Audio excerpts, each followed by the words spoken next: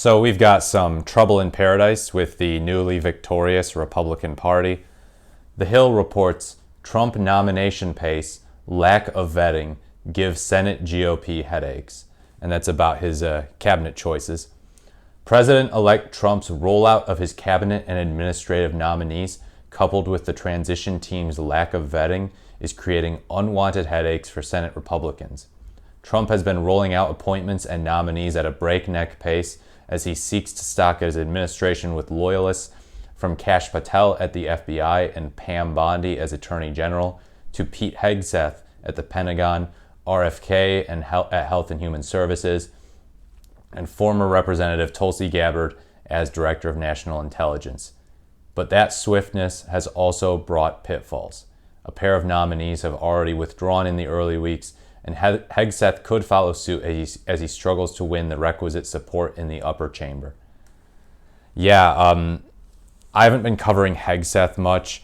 I don't know how much the evidence has really bared out some of his issues, but there's been some sexual assault allegations, and he's just a Fox News host, and there was a lot of outrage about that, a lot of mockery, like, what, you're picking someone on Fox News, really?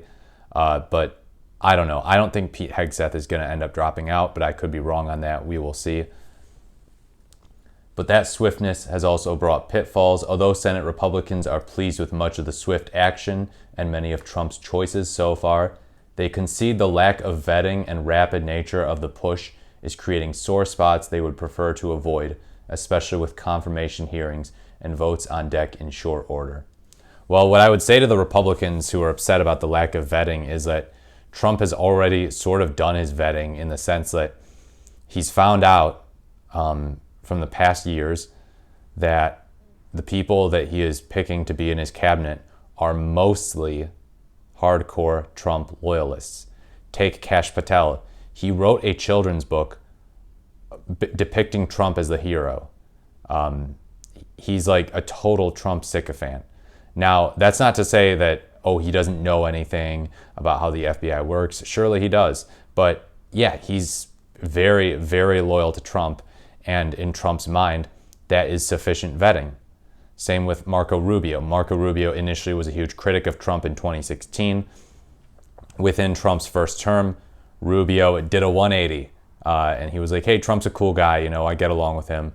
They're both Florida boys. They're both Republicans, And so they're buddy-buddy now. And RFK Jr., again, initially critical of Trump, but he bent the knee. He ended up endorsing him back in August. And that's all it takes, He's loyal to Trump. Tulsi Gabbard, too. He's picking people who he knows have his back. And to him, that's all the vetting he needs. He doesn't care if they have low experience with administrative agencies, with understanding how the government works. First and foremost to him is loyalty. Whereas with the Democrats, generally first and foremost, it's experience and qualifications. Not exclusively, but more so than with Republican presidents. It's got upsides and downsides, no questions about it, said Kevin Cramer, the Republican of North Dakota. It's not ideal, but it is Donald Trump. It just is Donald Trump, and he'll always perplex us with a different way he does things. I've just grown to love it and go with it, Cramer added. That's kind of funny. With his victory in the rearview mirror, Trump wasted no time in announcing scores of administration appointees and nominations, including much of his potential cabinet, with some of those announcements coming mere minutes of one another. I did not know it was that quick. His nomination of former Representative Matt Gaetz to lead the DOJ served as a prime example, as it came on the heels of him tapping Rubio to become Secretary of State. In between, he also announced Gabbard as his choice for the intelligence offices. This was all within a 27-minute time span. It felt a little longer than that, didn't it? Wow. Life comes at you fast, right, guys? Gaetz, of course, ended up withdrawing from consideration to become Attorney General. Yeah, he should have vetted that one out better. And I mean actually vetted, not just found out that he's a loyalist. Because he obviously knows Matt Gaetz is going to be super loyal to him, going to agree with him 99+% of the time, do what he wants, come hell or high water. But he didn't pay attention to some of the other stuff. And it looks like Gaetz and Trump are paying the price on this briefly. The sooner the better to get the nominations out, said Senator Mike Rounds. The challenge is to get the background work done, but it would make it worse if he was waiting until January to do that, because it would delay getting them through the processes we have in place. Much of the questions in recent days have centered on the background check issue, especially after multiple nominees have reportedly opposed subjecting lawmakers to one by the FBI until there is new leadership in place. Trump's transition team on Tuesday signed an agreement to allow the Department of Justice to carry out background checks on his picks after a lengthy post-election delay. This has led to frustration among Senate Republicans, especially amid questions about a number of Trump's nominees like Hegseth. Clearly, some people need to be vetted better, said one Senate GOP aide, pointing specifically to the recent situation surrounding Chad Chronister, a Florida sheriff who withdrew his nomination to become head of the DEA, Drug Enforcement Agency, only 3 days after he was selected. That was quick. Chronister's choice came under question almost immediately as he arrested a Florida pastor in March 2020 for convening a church service in violation of COVID-19 lockdown regulations. The incident was a big problem for GOP senators. Yeah, that type of stuff is a problem with that party. Look at the DEA guy, the aide continued. Just Google Chronister's name. That's what pops up. Okay, so it might not even be that much about policy to Trump. It might just be about loyalty, like that he's willing to possibly overlook the potential for some bad COVID policy or COVID policy he would disagree with. But he's like, yeah, I think you'd generally be loyal to me, so you get the position. And then 3 days later, it's like, whoa, never mind, guys, pump the brakes. This guy's bad. The Trump transition team was unaware of the 2017 allegation of sexual assault against Pete Hegseth when he was chosen for the defense slot. No charges were ever filed against him. Gates was nominated only days before the House Ethics Committee was set to release a damaging report related to allegations that he had sex with a minor.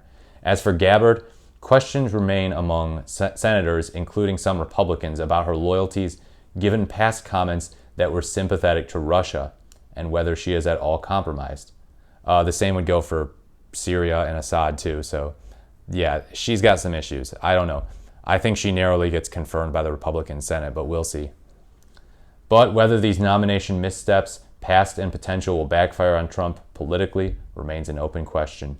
Senate GOP sources believe that the incoming president is fine in that regard for now, especially with a lengthy legislative to-do list coming during the first 100 days. Quote, at the end of the day, folks are giving a lot of leeway to the president. If anyone goes down, it's up to the president how he handles it. A second Senate GOP aide said, the reality in Congress is everyone wants to get things done, and they need the president's support to do that. Nevertheless, one thing members are getting used to once again is the Trump-infused manic pace that was notably absent during Biden's presidency, with the nominations being a prime example. Kramer noted the rapid-fire personnel announcements have been hard for him and his colleagues to keep up with, though. He specifically pointed to his recent realization that he has not met with former Representative Sean Duffy, Trump's nominee to take over atop the Transportation Department, despite his status as chair of the Environmental and Public Works Committee on Transportation. On top of the lack of a meeting, Kramer said the announcements came so fast and furious that he never posted on the social media platform X his support for Duffy's bid, who he is a big supporter of. I couldn't keep up, Kramer said, adding that he told his top aides, I guess we can only handle one Fox News personality at a time. Yeah, Kevin Kramer's kind of a funny guy. You got to give him credit. But yeah, this is interesting. I don't remember it being this fast in Trump's 2016 transition, and obviously Biden's wasn't quite as fast. But yeah, the Republicans are getting a little, they're both stoked but also annoyed about this incoming transition and administration. But yeah, let me know what you think in the comments. As always, please leave a like, comment, or subscribe to the channel if you found this video interesting or insightful. As always, thank you so much for watching, and I look forward to speaking to you in the next video.